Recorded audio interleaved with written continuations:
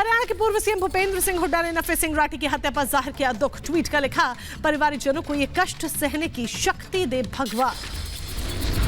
नफे सिंह की हत्या पर हरियाणा के गृह मंत्री अनिल विज का बयान आया सामने। कहा यह बेहद दुखद घटना, अधिकारियों को जल्द कार्रवाई के दिए हैं निर्देश।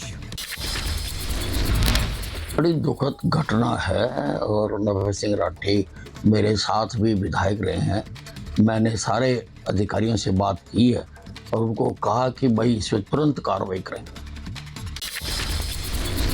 एनएलडी के जनरल सेक्रेटरी अभय चौटाला का शासन प्रशासन पर आरोप। कहा नफे सिंह ने प्रशासन और सीएम से मांगी थी सुरक्षा।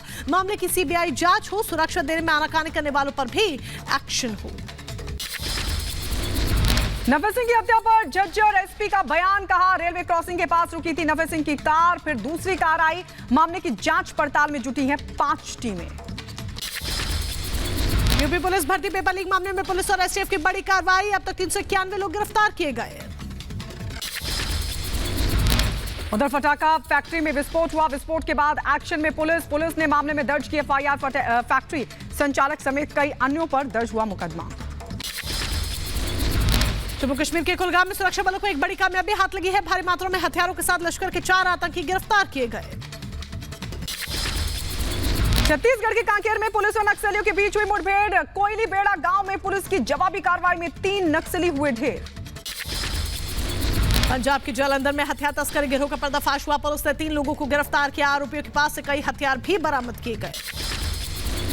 महाराष्ट्र के जालना में मराठा प्रदर्शनकारियों ने किया हंगामा। छत्रपति शिवाजी महाराज चौक पर परिवहन बस में लगाई आग। मराठा आरक्षण के मुद्दे को लेकर किया गया प्रदर्शन।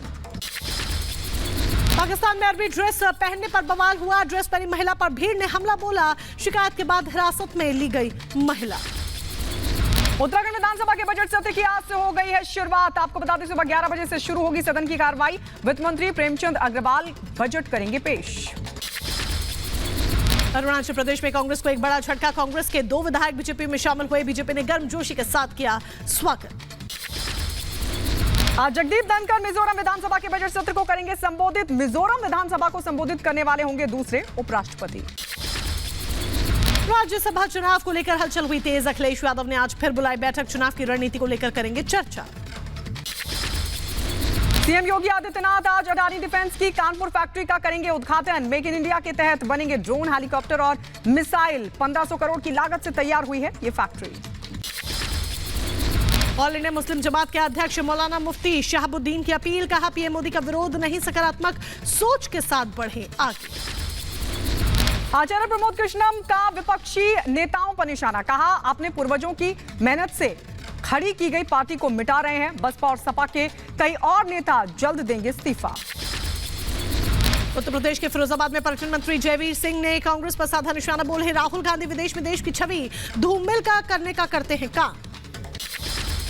मुजफ्फरनगर में लोकदल के राष्ट्रीय महासचिव विजेंद्र सिंह ने विजय संकल्प रैली में की शिरकत। सरकार पर किसानों की अनदेखी का लगाया आरोप। जीतन राम मांझी का तेजस्वी यादव पर पलटवार। बोले वो राजनीतिक मूर्खता वाले बयान दे रहे। बजट सेशन में नहीं होता कैबिनेट का विस्तार। लोकसभा चुनाव के लिए बीजेपी की रथ यात्रा का आगाज आज। पार्टी अध्यक्ष जेपी नड्डा रथ को दिखाएंगे हरी झंडी, करेंगे रवाना। सरकार की उपलब्धियों को लोगों तक पहुंचाएंगे। आज दमन और दीव के दौरे पर रवाना होंगे गृहमंत्री अमित शाह। साइली और सिलवासा में कई परियोजनाओं का करेंगे उद्घाटन और शिलान्यास।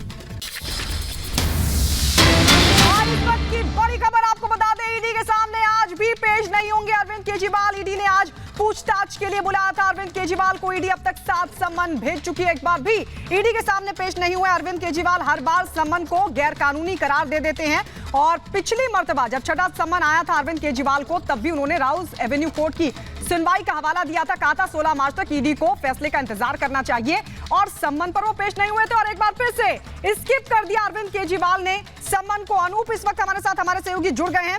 अनूप, लगातार जो स्किपिंग कर रहे हैं सम्मन की अरविंद केजरीवाल, ईडी की जो धारा 19 है उसके तहत असहयोग के लिए अभियोग की जमीन खुद ही तैयार कर रहे हैं अरविंद केजरीवाल।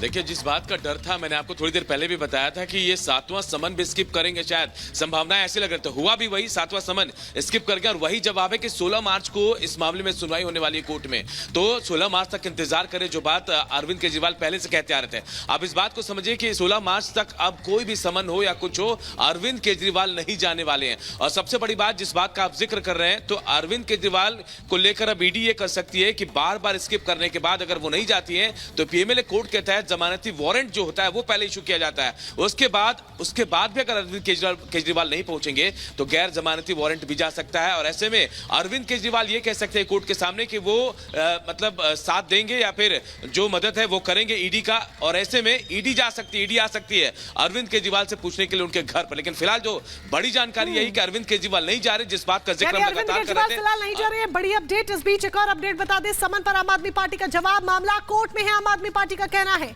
16 मार्च को कोर्ट में सुनवाई है। आम आदमी पार्टी कह रही है कि कोर्ट के फैसले का इंतजार करें ईडी। जिस तरीके से ईडी ने नोटिस दिया है, कोर्ट के फैसले का इंतजार करना होगा। 16 मार्च को सुनवाई है, 16 मार्च तक, यानी कि कहीं ना कहीं आम आदमी पार्टी ने साफ कर दिया है कि वो समन का जवाब नहीं देगी, यानी कि अरविंद केजरीवाल पेश नहीं होंगे। अनूप हमारे साथ लगातार बने हुए हैं। अनूप का एक बार फिर से यहाँ पर रुक कर लेते हैं। अनूप, 16 मार्च तक यानी कि अरविंद केजरीवाल पेश नहीं होंगे। लौटेंगे हम अनूप के पास, संपर्क हमारा नहीं हो पा रहा है, जल्द अनूप के पास हम फिर से लौटेंगे। लेकिन तब तक आपको बता दें, आम आदमी पार्टी ने यह साफ कहा है कि मामला कोर्ट में है और इससे पहले जब 6वां समन कैंसिल किया गया था और 7वां समन जब ईडी की तरफ से आया था, तब भी आम आदमी पार्टी का यही रिएक्शन निकलकर सामने आया था कि जब कोर्ट में मामला है तो ईडी इतनी जल्दबाजी क्यों कर रही है। हमें पेश होने में कोई दिक्कत नहीं है, लेकिन कोर्ट में मामला है तो पहले कोर्ट के फैसले का इंतजार करें।